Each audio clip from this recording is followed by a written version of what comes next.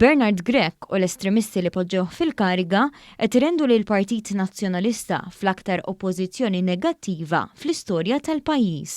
Dan qalu l-Partit Laburista fi stqarrija li nnota kif l-Oppożizzjoni hija għal kollox iżolata fl-attakk fuq il-Professur Edward Scicluna li mhux biss kiseb l-aqwa riżultati finanzjarji għal pajjiżna bħala Ministru għall-Finanzi imma jgawdu wkoll minn rispett kbir fuq livell internazzjonali.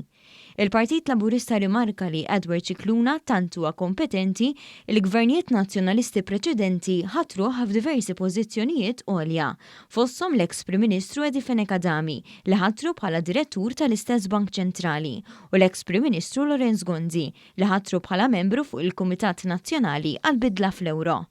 L-istqarrija tal-Partit Laburista komplet innota li l-kap tal-Oppożizzjoni attakka lil Edward Scicluna għaliex skontu mhuwiex aċċettabbli li Ministru għall-Finanzi jsir Gvernatur tal-Bank Ċentrali, imma nessa li dan huwa l-każ f'pajjiżi bħal Portugal, l-Slovakkja u l-Greċja. Il-Partit Laburista fakkar li l-Professur kien Ministru għas-Servizzi Ekonomiċi u ntbagħat fil-Qorti Ewropea tal-Awdituri u nħatar bħala Gvernatur tal-Bank Ċentrali ta' Malta minn Gvern Nazzjonalista u għax il-Professur Bonnici huwa kompetenti, fl-2017 kien inħatar Chairperson tal-Bank Malti għall-Iżvilupp minn Gvern Laburista. L-istqarrija tal-Partit Laburista temmet tinnota differenza kruċjali bejn iż-żewġ partiti.